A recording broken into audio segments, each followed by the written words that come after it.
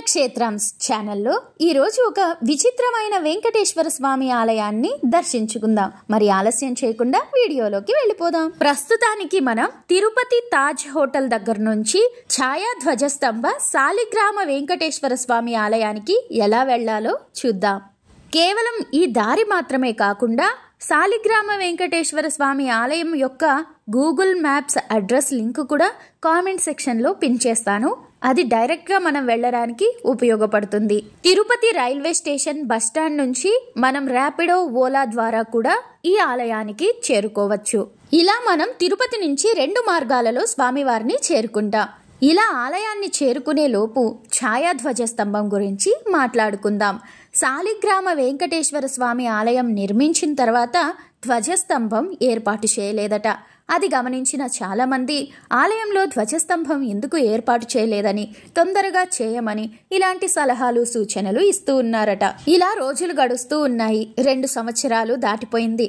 అప్పుడు ఒకనాడు నిత్యం స్వామివారి పూజల కోసం పువ్వులు తీసుకుని వచ్చే ఒక పెద్దాయన ఆలయం వెనుకనే ఉన్న ఈ ధ్వజస్తంభ నీడని గమనించి దినేష్ స్వామితో, అంటే ఈ ఆలయాన్ని నిర్మించిన స్వామివారితో అన్నారట, స్వామి, మీరు ఆలయంలో ధ్వజస్తంభం లేదు అనుకుంటున్నారు కదా, ఇదిగోండి నీడలాగా స్వామివారు ధ్వజస్తంభాన్ని ఏర్పాటు చేశారు అని. అలా అది చూసిన జనమంతా ఆశ్చర్యపోయి సగంగా ఉన్న గోడని పూర్తిగా పైకి కట్టి పూర్తి ధ్వజస్తంభ ఆకారాన్ని గమనించారు. ఇలా జరిగిన కొన్నాళ్ల తర్వాత పక్కనే ఉన్న దక్షిణామూర్తి ఆలయానికి వెనుక వైపు కూడా 2వ ఛాయా ధ్వజస్తంభం కనపడడం జరిగింది. ఆ తర్వాత ఆ ఆలయానికి ఒక చిన్న గోడ కట్టి మెల్లమెల్లగా ఆలయంలో ఒక్కొక్కటి ఏర్పాటు చేయడం జరిగింది. ఈ ఛాయా ధ్వజస్తంభానికి అర్థం ఏంటంటే స్వామివారే ప్రత్యక్షంగా ఇక్కడ కొలువై ఉన్నారని నిరూపణ కోసం ఛాయా ధ్వజస్తంభం కనిపించేలా చేశారని, స్వామివారి రూపమే ప్రతిరూపమే ఆ ఛాయా ధ్వజస్తంభమని, స్వామివారి రాక తర్వాత దక్షిణామూర్తి కూడా ఇక్కడే కొలువై ఉన్నారని, ఆ దక్షిణామూర్తి రూపమే 2వ ఛాయా ధ్వజస్తంభం అని చెబుతున్నారు. ఇక ఆలయం లోపలికి వెళ్లే ముందు ఈ ఆలయాన్ని నిర్మించిన దినేష్ స్వామి గురించి ఒక్క మాట. ఆయన ఈ ఆలయం నిర్మించక మునుపు కూడా వారి ఇంటిలోనే స్వామివారికి నిత్యం పూజలు, హోమాలు చేస్తూ ఉండేవారట.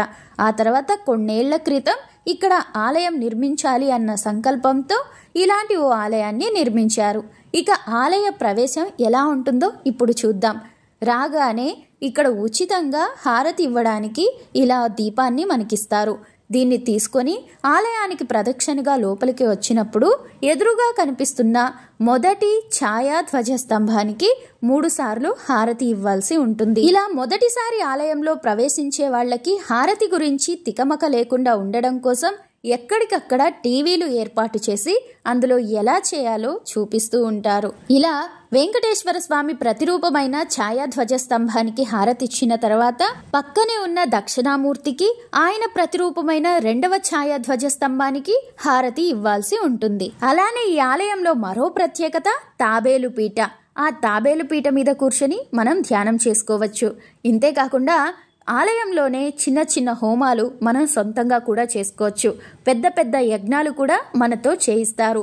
ఇంకా మనమే సాలిగ్రామాలకి మన చేతులతో పాలాభిషేకం చేసే వీలు ఉంటుంది. సాలిగ్రామాలతో పాటు మరకత వెంకటేశ్వర స్వామి విగ్రహం, మరకత శివలింగం కూడా ఉంటాయి.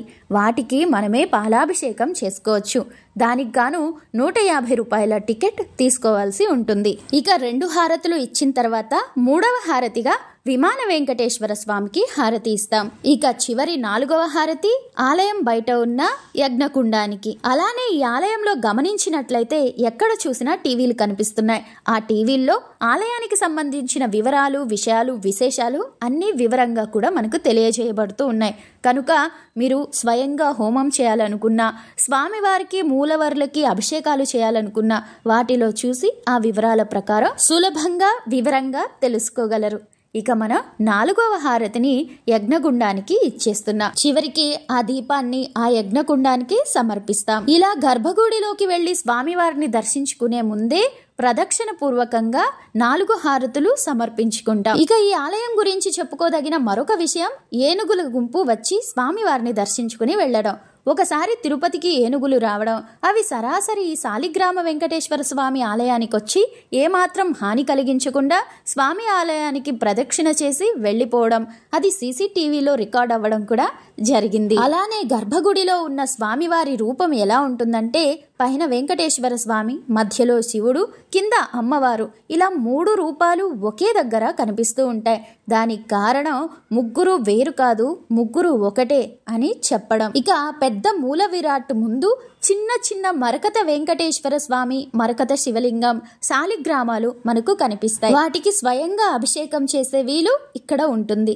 ఇంకా ఇలాంటి హోమాల గురించి, అభిషేకాల గురించి, యజ్ఞ యాగాల గురించి లేదా ఈ ఆలయ వివరాల గురించి మీరు తెలుసుకోవాలి అనుకుంటే ఆలయ అర్చకులని సంప్రదించగలరు. మరి ప్రస్తుతానికి నాకు సెలవు. మరి మరొక పుణ్యక్షేత్రంలో మళ్ళా కలుసుకుందాం. అప్పటి వరకు సెలవు. నమస్తే. ఓం నమో వెంకటేశాయ.